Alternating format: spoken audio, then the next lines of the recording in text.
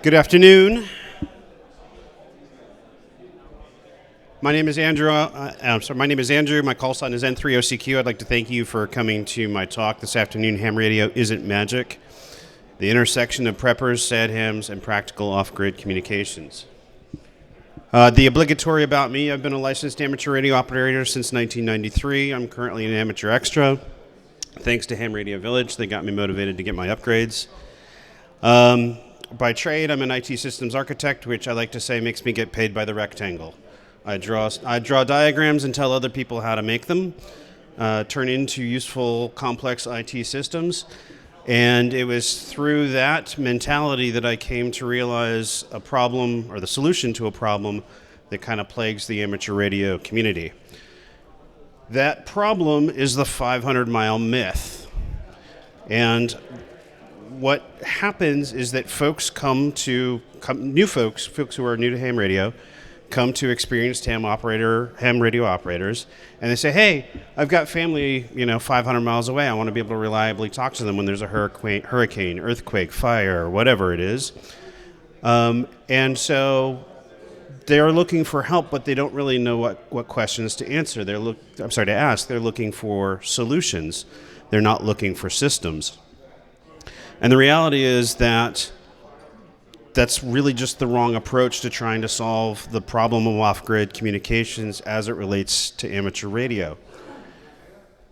The really sad part of all of this is that a lot of experienced ham radio operators have been asked this question over and over and over and over and over again, and the internet has only made it worse. And so you get a lot of gatekeeping from the community that we here in Ham Radio Village like to call the sad hams. Right? These are the guys who just moan and complain either about their health or the state of the economy or the state of the hobby and how digital modes aren't real ham radio and how Brandmeister shouldn't be a thing. These are the sad hams, right? The true unfortunate reality is that the vast majority of the folks who are trying to get into this community for the first time ask a question that is 1,000% guaranteed to trigger the sad hams. Every single one of these that you see up here is an actual honest-to-God post from one of the 3 popular ham radio Reddits that I follow, and they all say something like, what do I buy in order to be able to talk 500 miles? This guy wants to talk 2,500 miles. That's a rather ambitious goal. This guy wants to talk to his family 300 miles away on the bottom right corner. And so, I could fill up 10 slides full of this question literally being asked at least once a week, frequently more often than that. And I had to pull this one out specially. This one is awesome. He says, I read the wiki, I used the search bar, I Googled, I'm trying to stay legal, but the Reddit communities as a whole generally tend to be somewhat unwilling to answer a simple question from people that need a simple answer. This is what triggered me into creating this talk, this exact post, because the reality is that there is not a simple answer. The corollary to that reality is that we hams suck at explaining why there is not a simple answer. So this talk is the goal to try and do that. The guy says, I'm fascinated at the level of complexity that this hobby requires. However, I have no intention to pursue it as a hobby. I hope to never need to use it. I'm just treating it like a rifle. It's a tool I want to have in case I ever need it. Oh, how do you think that went? These are literally all of the replies to this guy. And they're all horrible. You shouldn't. That's the point, is one of the actual replies. You're already breaking the law. Well, who knows? Maybe, maybe not. Oh God, another crap Baofeng tech, and people wonder why I just hang on digital modes like Fusion and D-Star. That's a super helpful reply, right? OP doesn't want to hear this. Not sure why they even asked for our opinion. Good, we'll gatekeep some more. And then this is a reply. And this is the reply all war of all reply all wars, because I stopped taking screenshots after this because I just couldn't bear it anymore. But this guy says, you guys are hostile. Okay, we're really not. But we come across like it sometimes because there is a community of folks who just get tired of answering the same question over and over and over again when it's a question that simply can't be answered. And when we say it can't be answered that way, people get hostile with us. So let's talk about, and then hams, you are not the welcoming promoters of communications. Fail, right? We definitely want to be welcoming as promoters of communications. To that end, we've got a high-frequency radio set up downstairs in our contest area. You can get on the air with us down there. We've got FT8 digital modes going. And so far, we've been completely unsuccessful in completing a single sideband voice contact just because the interference in this area is horrendous. But that won't stop us from trying. I'm working at that station all day tomorrow. Come on down and see me. We'll get you on the air. So, I'm an engineer. I have to have a thesis to test, and so I came up with a thesis for this talk, and the thesis is that distance is the wrong requirement. How do I talk 500 miles? How do I talk 300 miles? How do I talk 1,200 miles? That's not the problem we're trying to solve. Radio is a probabilities game. You cannot guarantee that any single thing is going to work on any single day, and I have a demo that I'm prepared to do live at the end of this talk, which over the last 2.5 hours that I've been trying to get it to work has failed every single time. So we'll probably be reusing my recorded demo, which actually worked, because radio is a game of probabilities. The reliability, it emerges from the design, and here's the IT systems engineer in me going, right? How do we fix, so if any single frequency at any single time of the day is not guaranteed to make me any single amount of distance, how do I fix this system in order to be able to increase the odds that I will be able to maintain long-distance conversations with somebody who matters to me in case of an emergency? We are solving a systems problem. We're not shopping, and this is the crux of the problem, right? People come and they say, what radio do I buy? And the answer is, what system do you design? Here's the thing. There's a electronics term called link budget. That is the amount of power that you can throw at a problem, the amount of power that will get lost during that problem, and the amount of power that is required to end up on the other side in order for the other side to make some kind of sense out of that power. So we're dealing in link budgets. How do we get enough power to where we need to send it for somebody else to be able to receive it? We're also dealing with signal-to-noise ratio, which is a component of your link budget. The more noise at the receiving end, like the Las Vegas Convention Center, the less likely we are to be able to hear anybody. And finally, we're dealing with the sun. We're dealing with the atmosphere. We're dealing with sunspots. We're dealing with magnetic storms. And there's absolutely no way to predict or program around any of that. If the sun decides to spew out a bunch of corneal ejections, then guess what? You're screwed for a week. So everybody wants to think about off-grid and prepping stuff as Mad Max. It's not. It's paperwork. It's it's creating a communications plan with the people who you want to be able to communicate with so that you are both doing the same thing at the same time to increase the odds of one of the many things that you're going to try actually working. The good news is that RF does outlive most other technologies that we as humans use to communicate. It's going to outlive cell networks. It doesn't require the internet as a backhaul. You can do it on a battery pack that weighs less than a pound. I've got 2 of them in my hotel room, thanks to United Airlines letting me through. It can work in high RF noise environments, and I'm going to give you a couple tips at the end for how to deal with that. The big problem is the human coordination constraints. How do you make sure that the person you want to talk to is listening the same place you're sending data at the same time you're sending it? And if that doesn't work, what do you do next? That's your comms plan. That is the system. That is how you transmit. That's how you talk to somebody 500 miles away. So the reality is, and there are people out there, there's YouTube channels out there, and there's stuff that people will sell you on the internet. Every walkie-talkie that you buy on Amazon has a range listed, right? Talk 5 miles. Bullshit. If conditions are perfect and everything is doing exactly what they're supposed to do, you may be able to talk 5 miles on one of those radios, but try it inside of a city. Try it inside of the Las Vegas Convention Center. Try and do it in a valley where the person you're trying to talk to is a mile away on the other side of the mountain. Not going to work. Why? Hopefully some people are as old as I am and know this guy, James. James had a slightly different quote, but it's the physics, stupid, right? So we're constrained by this problem called wavelength.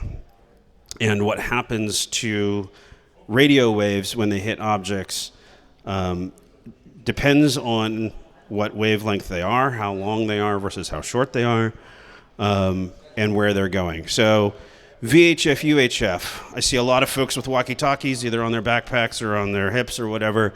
That's going to be a VHF or a UHF radio. It's in the 2 meter or 70 centimeter band. Guess what? You're stuck to line of sight. And you might think that line of sight is further than you think it is, but wait for the next slide to be sad. High frequency, I've got 40 meters in there as an example because that's personally one of the more reliable bands for me. 20 meters has been working really well lately. But guess what? It's a crapshoot. Today, so far, and I'm remoting into my station back home in Virginia, nothing is working. I'm getting about one person on JSA call. So, but hey, look, my 40. So everybody says, why don't you just carry around high frequency radios, HF radios on your belt? Well, it's the antenna length, right? The length of the wave relates to the length of the antenna required, and at 40 meters, we're talking about a 66-foot wire to have one wavelength. I've got a 48-foot aluminum pole stuck up in my backyard that my wife absolutely loves. That gets me out on most bands through an antenna tuner, but I'm tethered to my house, right? There is portable, and we'll talk about portable HF here in a minute, but everybody starts with walkie-talkies, right? They're cheap. You get your technician license. You can use just about any frequency that those walkie-talkies support. You can get $30 ones on Amazon, and here's your problem. If you live in a perfectly flat part of the country, for example, the Las Vegas desert, with absolutely nothing else in between you, the furthest you're going to be able to talk on those walkie-talkies is 6.94 miles. Why? Because the Earth curves and the radio waves don't. So you're stuck at 6.94 miles. Now, what can you do about that? You can put up repeaters. You can link those repeaters to the internet. But there's no internet anymore. Right, so a repeater will get you further. It'll usually get you a 20 to 40-ish mile range in a circle around the antenna for the repeater, but that's not going to get you to the family member that's 500 miles away that you want to talk to. How do we do that? Well, we bounce radio waves off of the ionosphere, and now we're into HF land. So remember, you're not doing this on with your walkie-talkie anymore. You're doing this with an HF radio and either a 43-foot pole that your wife didn't notice you installing somehow, or a portable field antenna or something like that. And this is all part of the ham radio exam, so I'm not going to belabor it because I don't want to ruin anybody else's fun who's teaching license classes. But the long and short of it is the different high-frequency bands. I've got 10, 20, 40, and 80 listed in here. There's plenty more. Each one of them behaves slightly differently and is good for slightly different things at slightly different times. The biggest deal is the solar cycle, and we're coming down from a solar maximum right now, which means that things are going to get worse for about the next 10 years or so before they start getting better. But in a solar maximum, things like 10 meters, which is typically a shortish in the HF land speak, will get you 500 miles on a good day. 40 meters, I think even these numbers are a little bit low, 1,500 plus. Oh, plus. I mean, I've hit New Zealand from Virginia on 40 meters with 100 watts and a 43-foot aluminum pole in my backyard. The other thing that you can do, so we're talking about right now the waves leaving your antenna, bouncing off of the ionosphere once, twice, maybe 3 times if you're lucky, and then landing back someplace where they're getting received. The other thing that you can do is something called NVIS, where you're basically skipping off of the ionosphere as opposed to coming up and bouncing down and coming back over. This is a much shorter range on high frequency, but requires some luck in order for it to work and the right antennas. And then this is just a quick comparison to a solar minimum, and you can see most of the distances come down a little bit. 10 meters is gone entirely. Because it's not particularly useful unless the atmosphere is cooperating very well. But none of this is worth taking notes about or taking pictures of the slide because this is very, again, a case. It's not the case. It's not even best case. It's a case. So people say, cool, I'm going to buy a 1,500 watt amp. And I am going to illuminate the ionosphere with my radio frequency waves. That's not going to make that big of a difference is the problem. So if you go from 5 watts to 100 watts, that's a 20 times power increase.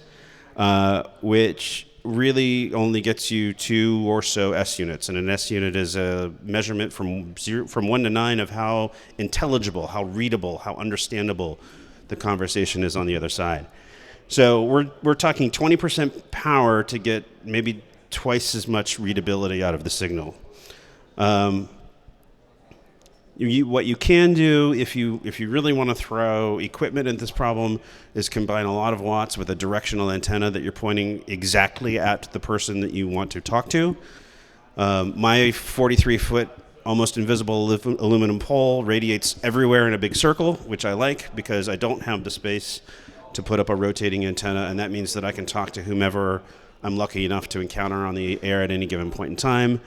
But if anybody's seen the big directional Yagi antennas, they look like an arrow, right? Well, they look like an arrow because they're shooting the RF energy at whatever direction they're pointed at. So if you know that you want to speak to a person in a particular part of the world, and you can point your antenna at them, that's really the only case where I would even contemplate trying to throw wattage and antenna design at the problem. But again, you see how we're building a system here, right? We're not just buying a thing. We're evaluating the constraints that we're dealing with, the requirements that we have, and we're building a system to try and come around and fix it. Yeah, and then the other thing, if the noise SNR, the signal to noise ratio at the receiving end is high, you can throw 1,500 watts through a directional antenna. It's not going to matter because they're not going to be able to pick it up throughout the noise. So part of this is on them to be in an area and in a position where they can receive what you're sending them with some room in that signal to noise ratio. And then, as I expect we're going to find in the demo here in a minute, when the ionosphere is not cooperating, the link is dead. 0% propagation equals 0 miles of communication. And that doesn't matter how many watts you're throwing at the problem, right? So if there's no ionosphere to skip off of, you're just not making it out. And power is not a cheat code for physics. All right, so what actually does matter? Picking the right frequency, lower frequencies bend, so your HF radios are going to get further, higher need line of sight. I think I've already talked through that enough to not belabor it any further. Efficiency. So if you have an antenna that is exactly the exact length of one wavelength of whatever frequency you're sending it on, that is a perfect match for your radio, and you will lose none of the power that you are transmitting, or at least maybe a tiny smidge in the cable, but the antenna will not reject any of the power that you're transmitting. If you're trying to transmit high-frequency radio waves through a beer can, you're going to reject most of the energy that you're throwing into that beer can. And if you want to try it, go to the Can It Ham contest downstairs in our contest center, and you can do that. And you can see exactly how badly that works. So, again, as you're designing your system, think about how to make your system as efficient as possible. Antennas that are tuned for one specific frequency band, either the 20-meter band or the 40-meter band, are always going to be more efficient than antennas that work on multiple bands. Now, that's a trade-off, right? I have a multi-band antenna, and I'm willing to take the trade-off because I don't have the space or ability. I can't put up 15 aluminum poles in my backyard. I'll get divorced.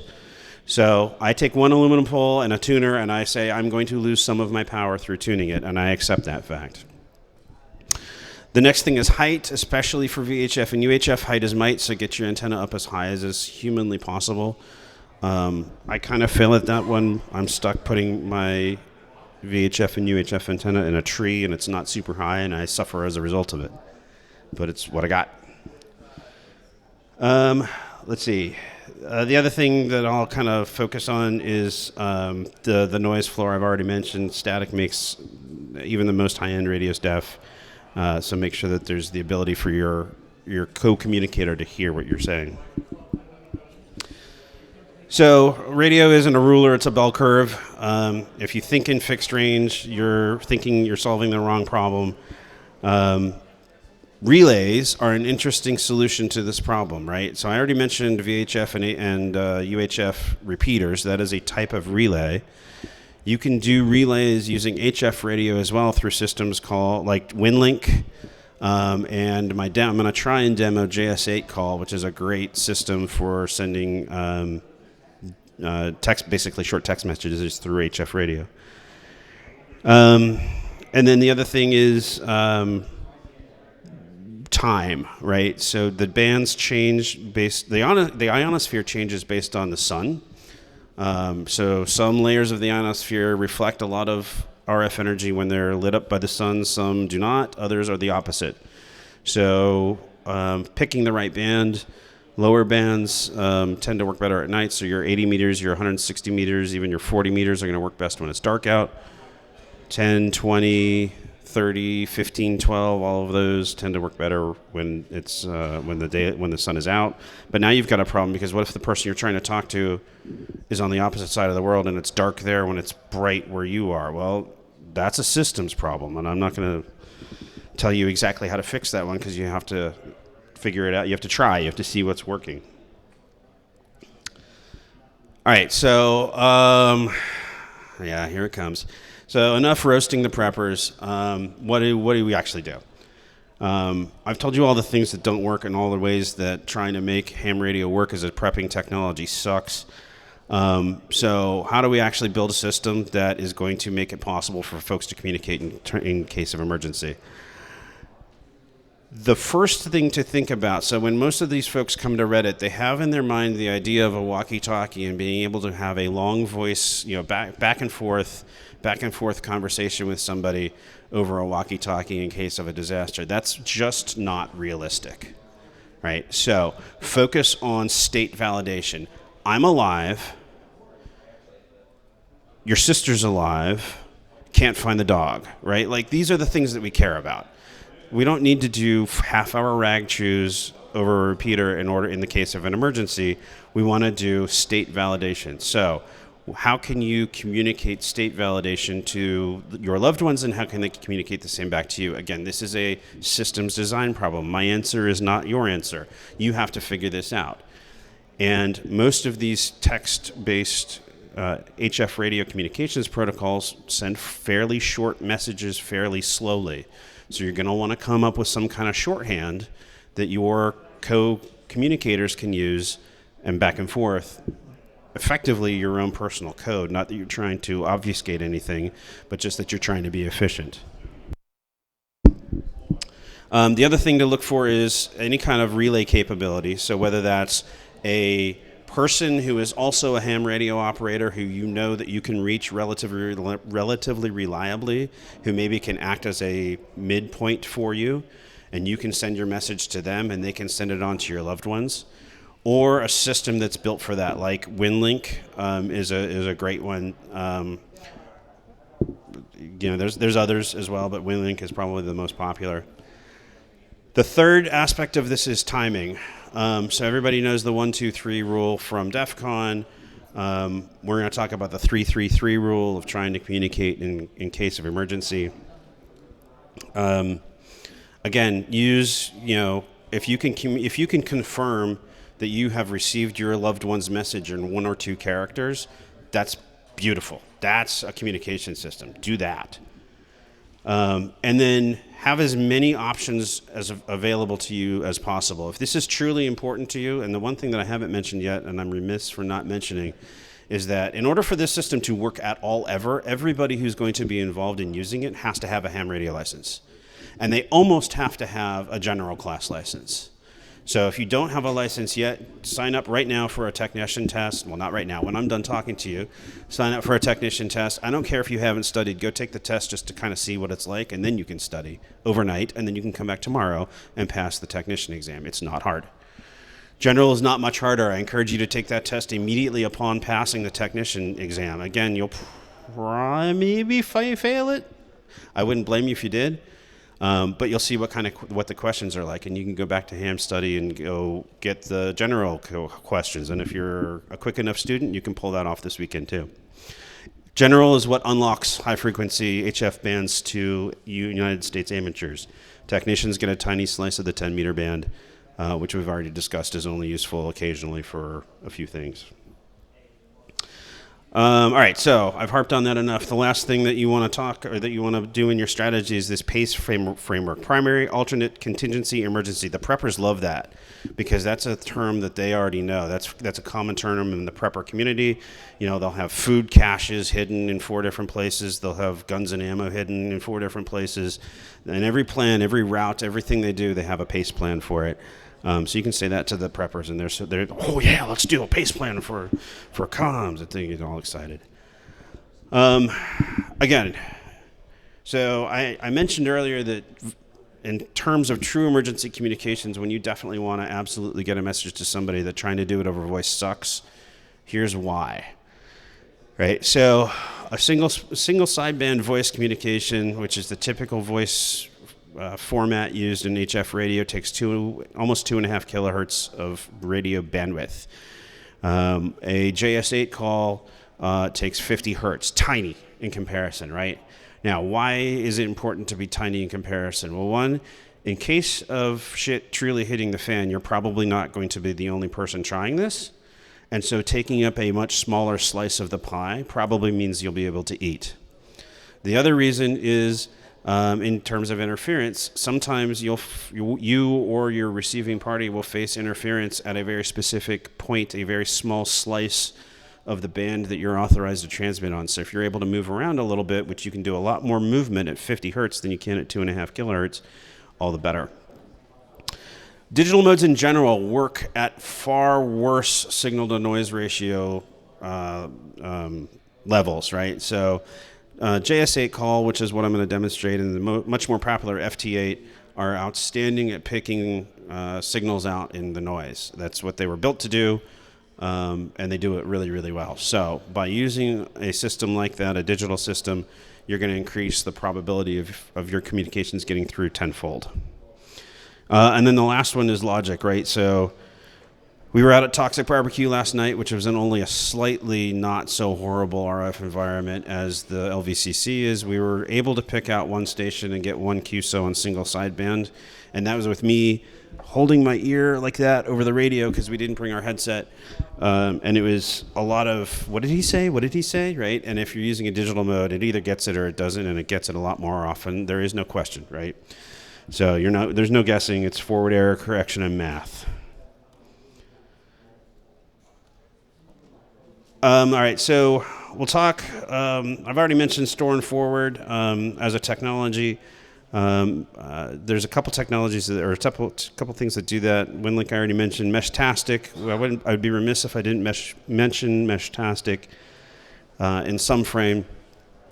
The truth is, it's not super awesome for most emergency communications scenarios. The exception is when you truly want to communicate within a small area, right? Meshtastic as itself, and I'm not going to get into the Meshtastic versus Meshcore, sharks versus jets kind of like fight that's going on right now. Meshcore will get you a larger metro area, but you're still basically constrained to your metro area. So if you've got next door neighbors you want to be able to check in on, or maybe not next door neighbors, but 2 or 3 streets down. If your family's in the same city you are, Meshtastic or Meshcore, whichever is more popular in your area, is an option. But if you want to talk from California to DC, you're not going to do that over Meshtastic because there's just the nodes aren't linked together like that. The main key here is kind of that bottom right box. So this is the theory. We're going to trade real time for guaranteed delivery, right? If you're in a meshed or a store and forward system, and there's several out there, if you're using one of those systems, you're far more likely to get your communication sent to where it's trying to get to than if you're just trying to do it in real time.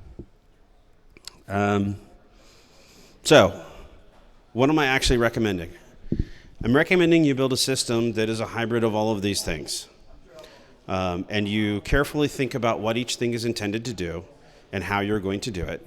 And you create a plan that says, and you share that plan with those people that you're trying to talk to. Maybe you involve them in creating the plan. And everybody agrees how we're going to try and communicate. And we're going to do it with a combination of mesh or other LoRa technologies. We're going to do it with a combination of VHF and UHF. I mentioned GMRS and MERS up there too. MERS requires no licensing whatsoever. GMRS requires a $10 license that covers your whole family. All of MERS is VHF, GMRS is UHF, but super useful for family-to-family communications. A lot of the GMRS frequencies are the same as the FRS, so those bubble pack radios you buy at Walmart. But GMRS does have some frequencies that are outside of the FRS spectrum. All right, I mentioned the 333 plan, right? So we don't want to burn up our batteries listening and transmitting continuously for 24 hours a day. So we're going to have, every 3 hours, we're going to have a window where we're going to check in with all of our loved ones. You can pick the 3-hour rotation. I'm pretty stupid, especially in case of an emergency, so I try and make it simple and just do 12, 3, 6, and 9, right? So, but whatever that schedule is, you're going to make sure that you and everybody you're trying to talk to is on the air every 3 hours on that schedule. You're going to use the top 3 minutes of each of those hours, of each of those windows to try and communicate. And you're going to default to what is called quote-unquote channel 3 on each of those communication methods that you're going to try and use. Now, in ham radio, there really isn't channelization for the most part. So what I would suggest is that you, with your people that you're trying to communicate with, pick a half dozen or so frequencies on each band that you're going to try and make your own band plan. Make your own channel allocation for each HF band. Start on the third one, and then that gives you the ability to move up or down in the band depending on how conditions are at the spot where you started from. Also, one great shit hits the fan frequency. If anybody doesn't know it, the national simplex calling frequency on VHF is 146.520. Especially in case of emergency, chances are pretty good there's going to be somebody monitoring that.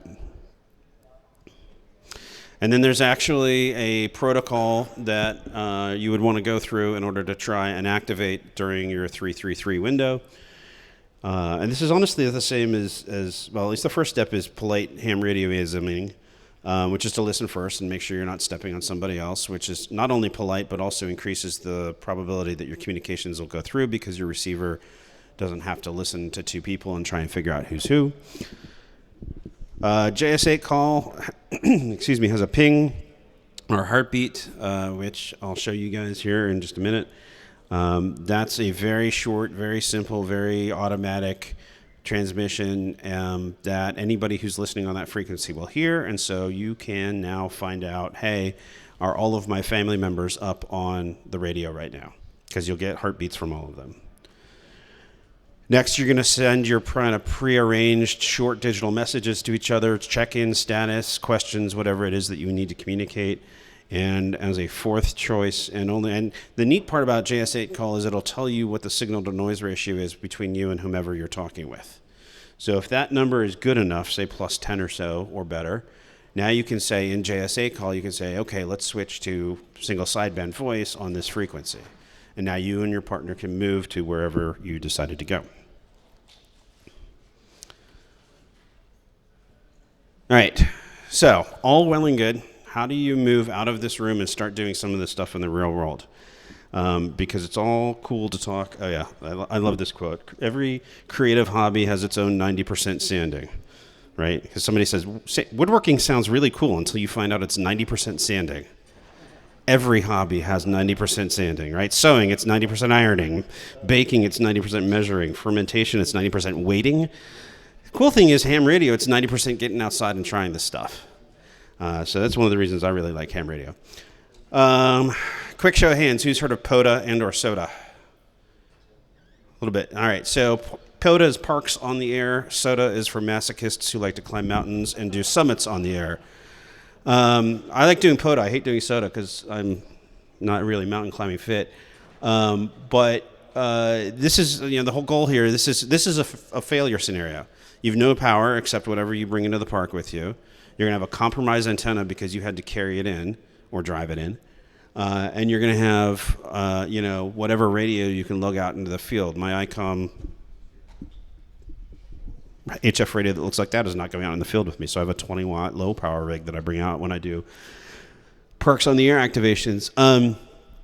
But yeah, this is a contest mode. Basically, it's a continuous contest. There's no time limit, but it encourages folks to get out of their houses, get out of their ham radio shacks, get out into a park. You activate a park. You sit in the park. You call out and see if you can get anybody to respond to you. It's usually people like to hunt the park operators, so there's a bit of a gamesmanship between it. You get awards from the POTA people, both for activating and for hunting or talking to activators. So you usually end up working a pileup, which is kind of fun. But we're practicing our failure mode here, right? We're practicing exactly what we want to be able to do in the real world when the tornado has ripped through. I will note the Morse code paddles there on the table. I didn't talk about Morse in this presentation, mainly because I'm not a hypocrite and I can't do Morse code. But if you can, that is also a great way of getting through the noise. The signal-to-noise ratio required for a human ear to decode Morse code is much lower than the signal-to-noise ratio for single sideband voice. So learn your Morse code. And then again, summits on the air. If you're truly crazy, now you have to hike all your gear up to the top of a mountain. But once you're up there, you get to activate SOTA, summits on the air, and you will have a pileup if you activate a summit. But even more failure mode because, like I said, you're hiking all your stuff up. Field day is a ton of fun. The Amateur Radio Relay League, ARRL, every year they sponsor a field day contest where folks, typically as part of a club, get out and operate as much as they can on as many bands as they can for as long as they can over the course of a weekend. It's a hugely popular contest. It's a points-based contest, and some people are just stupidly into it. Like, I'm not that into it, but some people will have 6 RVs and picnic tables. They've got designated cooks that just sit there. It's like CTF folks downstairs, right? Why do I bring this up? Because again, this is a failure mode. In field day, you get bonus points if you're operating off of batteries. So a lot of people do. In field day, you get bonus points if you're operating under 100 watts. So a lot of people do. So if you get your ham radio license, find a local club, which I would absolutely suggest you do anyway. Find a local club, find out if they do field day stuff, and try and get on their field day team and go outside and have fun. All right, so kind of getting ready to wrap up here. We talked about the PACE plan. We talked about battery. We talked briefly about batteries, but know your batteries, know how they work, know how they discharge. I use Life PO4 batteries. They don't like the cold, which is annoying because I live in Virginia, so it's cold half the year, quarter of the year. Have your strategies. Be aware of your topology. Try very hard. Practice that 3-3-3 model, right? So you want to be doing this next weekend. You want to be doing this, if you're serious about being able to use ham radio to communicate in case of an emergency, you want to be really good at using ham radio to communicate when it's not an emergency. So get your family together, create your plan, get out there and practice it. I do like doing parks on the air and field day because it does increase the stress level a little bit. Because you, as a park activator, you want to succeed. You want to get your 10 contacts, and so when you're not, you kind of be like, "Oh, what's wrong?" And it does kind of raise the stress level a little bit, which I think is a good simulation of what's going to happen when things have really gone bad. I did mention earlier. This is where I talk about it a little bit more. The licensing problem, right? So this is another thing that triggers 98% of the sad hams when the preppers come into the Reddit channel, is they don't realize and they refuse to accept that everybody needs a license in order for this to work. And they love to point to a specific portion of the code that says, in case of a true life-threatening emergency, anybody can transmit on any frequency for any reason whatsoever. And I will only bring up, there was a case recently within the last couple of years where a guy transmitted on firefighting frequencies. He was in one of the California fire zones, and he says he was trying to direct firefighting resources towards communities that were about to get lit on, that were about to get hit by the forest fires. The FCC disagreed with that and said, no, you illegally transmitted, and here's a gigantic fine. So I would not expect the break glass in case of emergency, relief valve in the FCC rules to save you. The other thing you can't do, and some of the preppers get mad about this, is encryption. Encryption for the sake of obfuscation is specifically illegal in the FCC rules for ham radio. So everything that you do is going to be in the clear. Now, I mentioned earlier, come up with your own kind of internal code with your family. That's not for the sake of obfuscation. That's for the sake of being able to get a message across quickly. And you're not encrypting it. You're just shortening what you're saying. And then the other thing, you'll learn this in the technician license exam because they hammer away at it. Ham radio is not anonymous. You have to identify your station every 10 minutes when you're transmitting, as well at the end of your transmission cycle. So just these are some things to keep in mind that sometimes the prepper side of this does not always appreciate. All right, so takeaways from all of this. Don't buy watts, buy height, buy resonance, buy good antennas. A $10, I can tell you from personal experience that a $10 wire in a tree beats a $500 tactical whip. I made that mistake 23 years ago when it was a lot harder to get $500 tactical whips because there was no Amazon. Async versus real time. Don't try and do voice. Do low bandwidth digital modes. And have your pace plan, know where to be, know when to be there, know how to scan through the bands, because it's completely useless if you and the person you're trying to talk to aren't doing the same thing. Join a ham club, and go buy a sat phone. If you truly, absolutely want to be able to communicate 500 miles in case of an emergency, your Iridium satellite phone is what you buy. It will work. It will cost you an arm and a leg,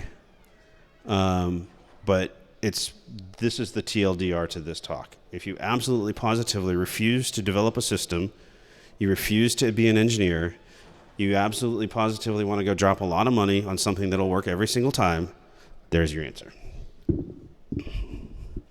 All right, demo time. Let's see here. Maybe not really. So this is, how do I... Why can't, do I have to go out of, yes? You can only see one of my, what screen are you looking at? Sorry, technical difficulties, please stand by. If I bring this,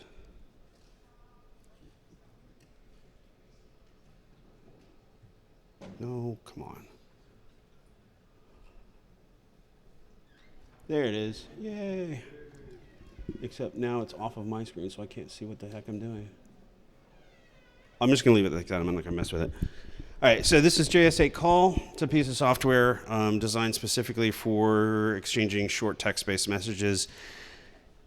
This is it's the same concept as FT8, and everybody says, why don't you use FT8? And the reality is that FT8 has kind of evolved into this very structured message response kind of exchange that is really just used by folks who want to rack up context in their log. And in our case, we want to do something a little bit more, we would love to be in some place a little bit less popular so that we have a better chance of communicating. JS8 Call is not super popular. And also, we want to be able to break free, more easily break free of the kind of pre-canned exchange response that FT8 does. So what you're looking at on the left side is it's going to decode everything that it can hear. It runs across a pretty wide swath of bandwidth, same as FT8 does. The middle orange box is what's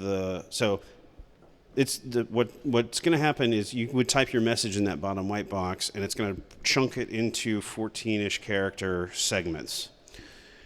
It will reassemble the entire conversation in both directions on that box on the left-hand side. The right-hand side the yellow in the middle is each segment. So it's going to show you what it is sending and receiving at that moment.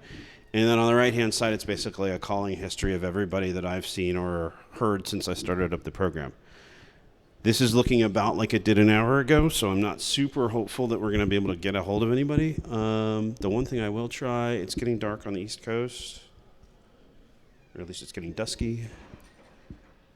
So let me try. My angle is off. Is that 40 meters? Yep. Perfect. Let's try that. So down here on the bottom is a waterfall.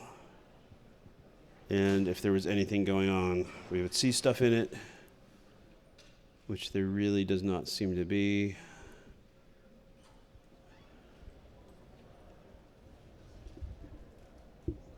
Where's my 20?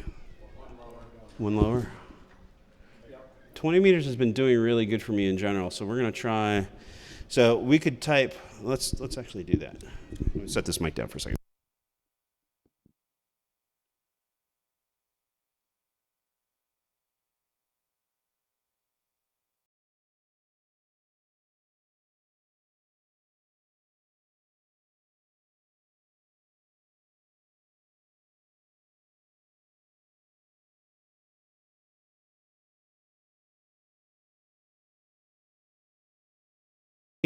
You can see that it has said that it's going to be 45 seconds because it's chunked this into 3 15-minute blocks.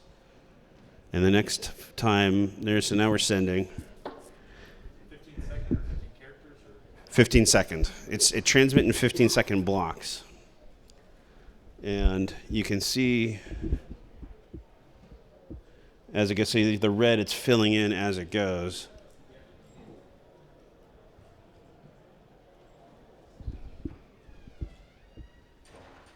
And we'll give this a minute to see if anybody responds. While we're waiting to see if anybody responds, I can take any questions if anybody's got any. And then after this fails, I've got a recorded demo of it actually working that I can show you. Yes, sir. Is this on your station in Virginia? Or yes. The question was, where is this transmitting from? I'm remote desktoped into my computer that's hooked up to my ICOM at home in Virginia.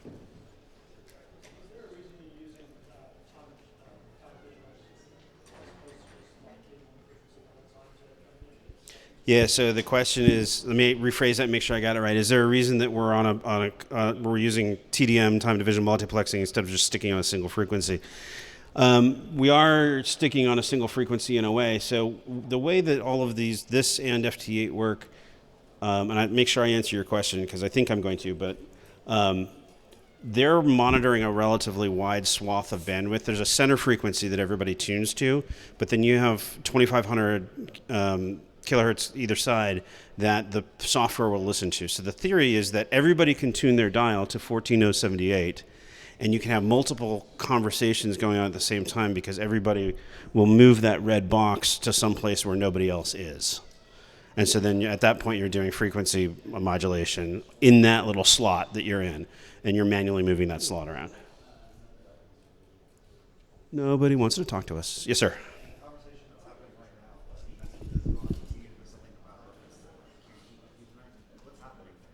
So that's other people that we're picking up. And I think it's a resolution problem with the projector because we should see more blue in there.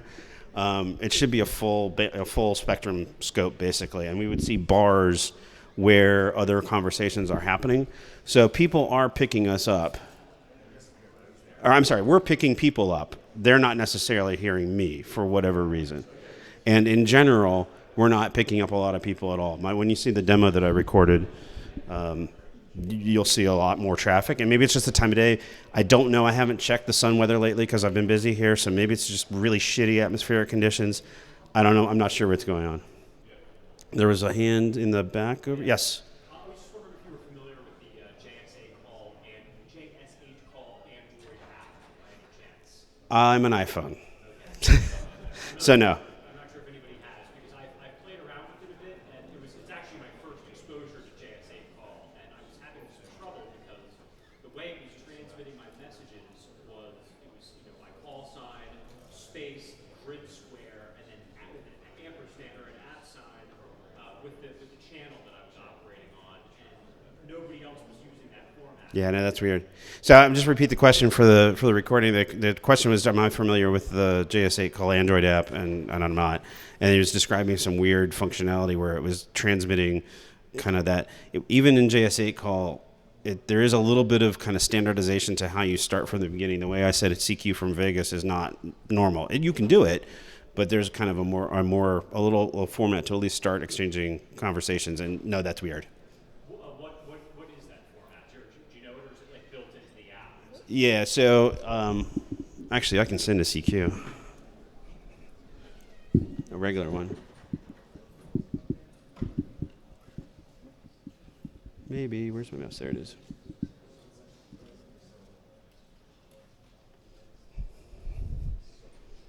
Can you make that big again?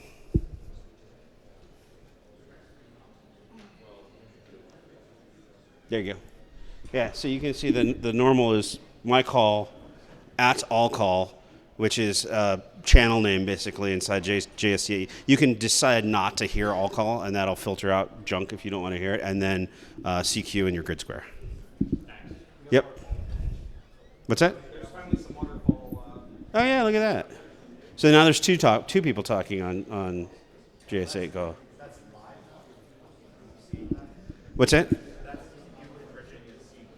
Right, that's two people. So from Virginia, I'm currently seeing two people using JS8 call, and so that's what these two. One of them was a heartbeat, and one of them is somebody in the middle of a conversation.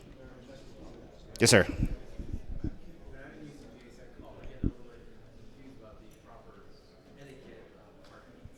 Yep. I'm not aware of any. So the question was, in using JS8 call, there's the heartbeat functionality, and you can automatically set your station to send heartbeats and/or return them. I'm not aware of any particular, like, it's not, as far as I'm aware, a JS8 call faux pas to either reply to them or not.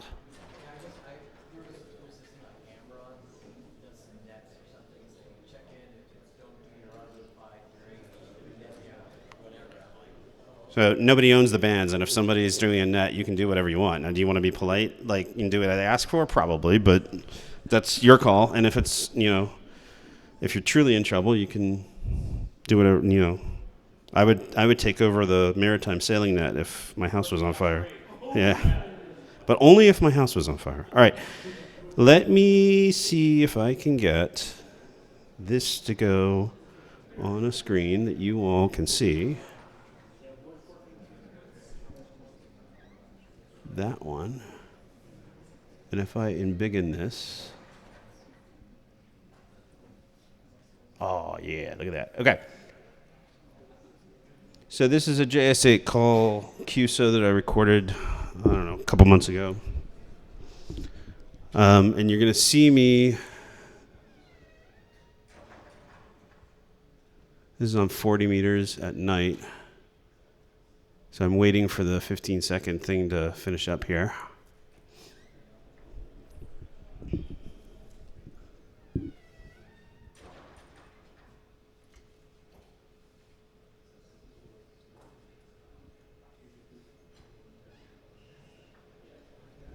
Maybe. Do I need to fast forward this a smidge?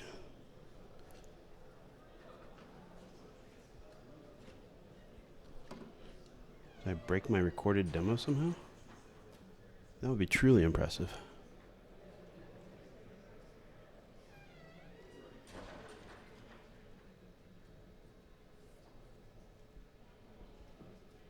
Oh, here we go.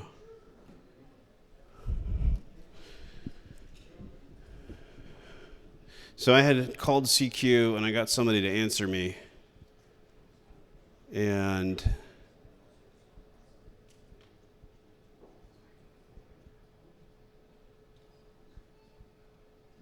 you'll be able to see in the top left box, it should pop up with our conversation as soon as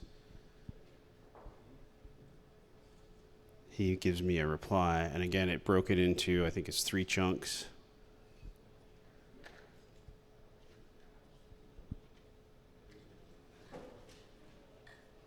Two chunks, 3 chunks. I think it's the exclamation point. This is where I was dumb, right? So I put in the exclamation point, and that made me waste another 15 seconds. No, you don't. You can do whatever you want.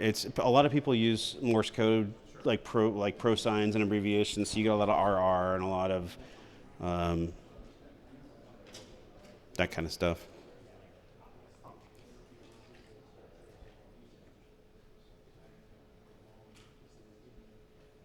And I think in the next 15 seconds, we'll start to get a reply from him.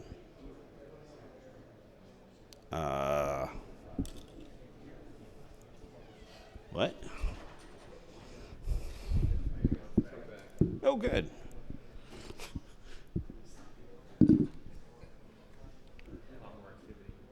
Yeah, so this was a good day. So here's replying back. Good day, name is whatever. And it's going to keep going like this for another couple minutes, basically doing the same thing. I have a few back and forths with him just to demonstrate that it works. I can take on a couple more questions in the next couple minutes if anybody else has any.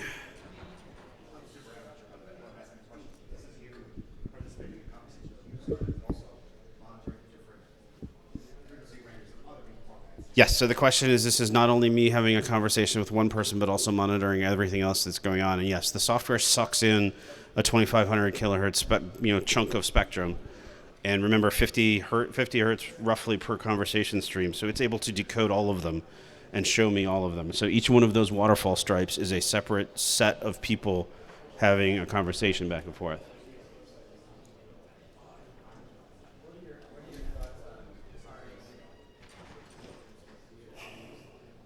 I'm not super familiar, so I haven't really formed thoughts yet. I think it's worth exploring next. Yeah. All right, well, thanks for coming, everybody. I appreciate it. If you've got any other questions that you were too shy to ask, I'm around all week. Have a great con, and get communicating.